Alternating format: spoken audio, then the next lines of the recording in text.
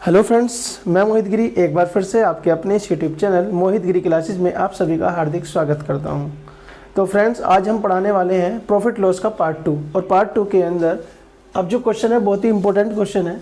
First question देखो क्या है कि एक मशीन को 10% लाभ पर बेचा गया, यदि इसे 80 रुपये कम में बेचा जाता तो 10% की हानि होती। मशीन का क्रय मूल्य क्या है? सिंपल देखना कॉन्सेप्ट।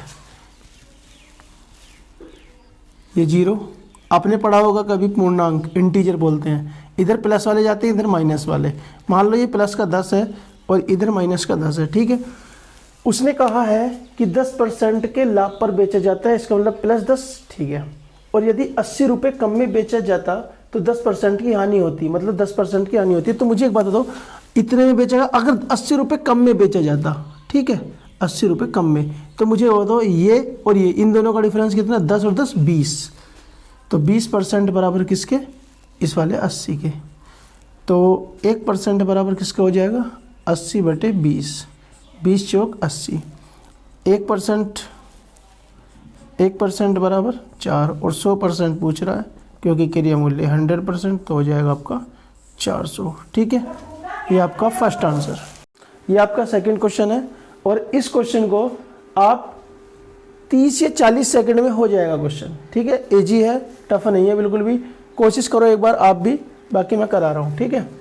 देखो, मनोज ने 2 रेडियो 6400 रुपये में खरीदी, ठीक है। 6400 रुपये में दोनों रेडियो खरीद ली।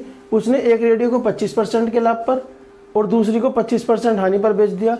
यदि दोनों के विक्रय मूल्य समान है तो प्रत्येक का विक्रय मूल्य क्या होगा?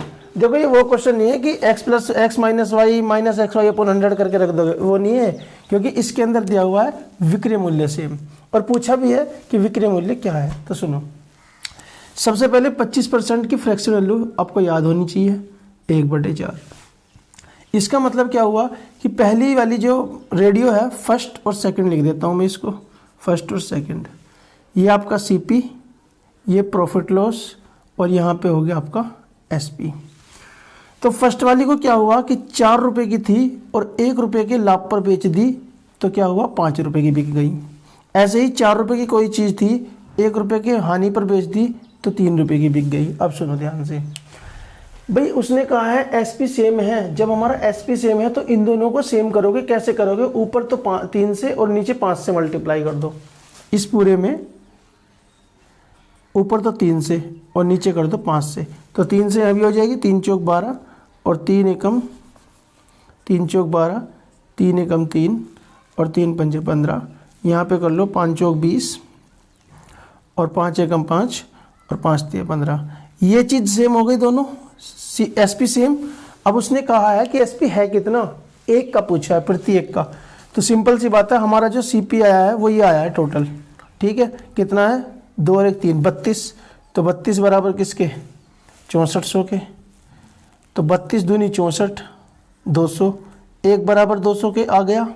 जब 1 बराबर 200 तो 15 की वैल्यू पूछ रहा है, क्योंकि 1 की पूछ रहा है, तो 15 की वैल्यू कितनी होगी? 15 × 200, मतलब 15 बराबर 3000। इसका मतलब ये हुआ कि एक रेडियो का विक्रय मूल्य जो आया वो आपका 3000 आया। ये आपका थर्ड क्वेश्चन है और थर्ड क्वेश्चन के अंदर जो सेकंड क्वेश्चन था है तो ऐसा ही, लेकिन थोड़ा सा डिफरेंट है बस। देखो, उसने कहा 2 साइकिलें समान मूल्य पर बेची जाती हैं, इसका मतलब विक्रय मूल्य SP हमारा सेम है। इनमें से पहली तो 20% लाभ पर, दूसरी 20% हानि पर बेची जाती है। इससे कुल 18 रुपये की हानि हुई है। तो इनके क्रय मूल्य होंगे क्रम से कितने कितने हो सकते हैं? देखो, फिर से कह रहा हूँ मैं, फर्स्ट और सेकेंड। और इससे पहले क्या आपको याद होना चाहिए कि 20% की फ्रैक्शन वैल्यू होती है 1/5। यहाँ पे ले लो SP, यहाँ पे प्रॉफिट लॉस और यहाँ पे आपका SP, ठीक है। तो यहाँ पे 20% के प्रॉफिट पे बेचा जा रहा है, इसका मतलब कोई चीज़ 5 रुपये की है, 1 रुपये के प्रॉफिट पे 6 रुपये की गई। ऐसे ही 5 रुपये की दूसरी चीज़ है, लेकिन 1 रुपये के माइनस पे, मतलब हानि पर, वो गई 4 रुपये की। अब ये दोनों सेम है, उसने कहा ये दोनों सेम है, तो इसमें किससे कर दो? 2 से, और इसमें किससे कर दो? 3 से मल्टीप्लाई। दोनों बराबर हो जाएंगे। 2 पंजे 10, पूरे में ही होगी मल्टीप्लाई, ध्यान रखना। 2 पंजे 10 और 2 एकम 2 और 2 छिक्का 12, 3 पंजे 15 3 एकम 3 और 3 चौक 12। देखो ये चीज़ सेम हो गई, उसने कहा था ना ये चीज़ सेम है। जब ये चीज़ सेम हो गई, उसने कहा है फिर कि हमें जो कुल 18 रुपये की हानि होती है। अब सुनो भाई, यहाँ देखो 15 और 10 25 टोटल आ गया, और यहाँ पे कितना है 24, ठीक है। तो हानि कितने रुपए की हुई? 1 रुपये की हानि हुई। जब हमें 1 रुपये की हानि हुई है, यहाँ पे 3 आएगा, सॉरी 3 चौक 12, 3 पंजे 15 और 3, ठीक है। तो यहाँ से भी दिख रही है हानि हमें कि माइनस का 3 और प्लस का 2 है, तो -1, इसका मतलब 1% की हानि वो किसके बराबर है? 18 के। जब 1 बराबर परसेंट नहीं, 1 बराबर 18, तो पूछ क्या रहा है? पूछ क्या रहा है? आपके क्रम से क्रिया मूल्य पूछ रहा है। तो 18 की एक बार ये इसमें गुना और एक बार इसमें गुना, क्योंकि सीपी आपके ये है। तो 18 धाम 180, और 18 के जब 15 में करेंगे तो 18 पंजे 90, 9 18 कम 18 9 27। आंसर आपके ये वाले कौन सा ऑप्शन आपका? 180 270 ऑप्शन ये। तो ये आपका फोर्थ क्वेश्चन है। फोर्थ क्वेश्चन में बोला है उसने कि एक दुकानदार प्रत्येक वस्तु के अंकित मूल्य पर 15% की छूट देता है और 19% का लाभ कमाता है, तो अंकित मूल्य क्रय मूल्य से कितना प्रतिशत अधिक है? सुनो, देखो अंकित मूल्य होता है MP, और आपकी छूट होता है डिस्काउंट इंग्लिश वालों के लिए, और आपका क्रय मूल्य CP, और आपका फिर से प्रॉफिट हो गया। देखो ध्यान से, अगर हम किसी को छूट देते हैं, डिस्काउंट देते हैं, तो वो हम सीधी सी बात है देते हैं उस पर MP पर, मतलब मार्क प्राइस पर छूट देगा। कोई भी बंदा, कोई भी दुकानदार अगर छूट देगा तो वो MP पर ही देगा, ठीक है। देखो MP पर छूट दी गई कितने परसेंट की? 15% की छूट दी गई, इसका मतलब 85% में वो बेचा गया, सही है। जब वो बेच दिया तो इसका मतलब ये पूरा पूरा SP हो गया। अब सुनो, जो CP है उस पर उसने कमाया कितना? 19% का लाभ, तो 119/100। ये भी CP बराबर रख देते हैं, इससे ये गया। अब 5 से देख लो, 5 से बार ये हो जाएगा आपका 17, 17 पंजे 85 और 17 सत्ते 119।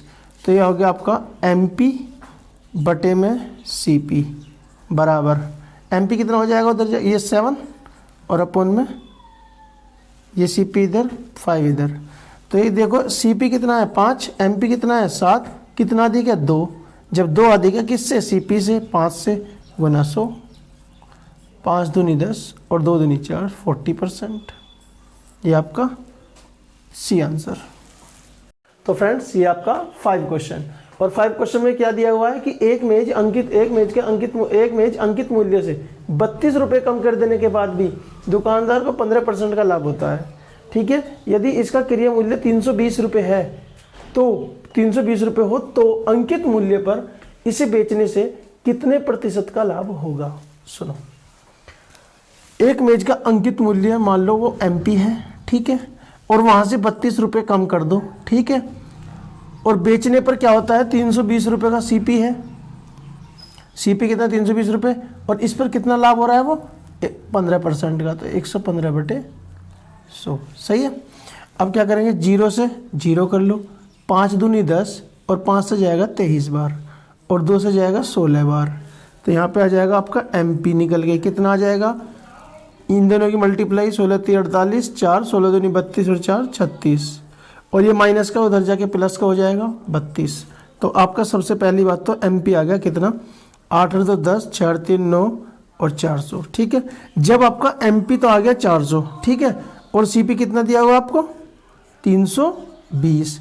उसने पूछा है अगर वो कोई छूट ना दे, अंकित मूल्य पर ही बेचे तो उसे कितना प्रतिशत का लाभ होगा? तो देखो CP इतना, और तो ये जो अंकित मूल्य है ये हमारा SP बन जाएगा। फिर जब हम इतने में बेच देंगे तो कितना डिफरेंस है? कितना ज़्यादा है? 80 बटे 320 और गुना 100। तो 0 0 8 चौक 32 और 4 से आ गया 25, मतलब 25% का लाभ होगा अगर हम अंकित मूल्य पर उसको बेच देंगे, ठीक है। फ्रेंड्स उम्मीद करता हूँ कि आपको ये वीडियो पसंद आई होगी, और अगर वीडियो पसंद आई है तो वीडियो को लाइक करना, शेयर करना, हमारे चैनल को सब्सक्राइब करे बिना मत जाना, और कमेंट करके बताना कि वीडियो आपको कैसी लगी। Thank you.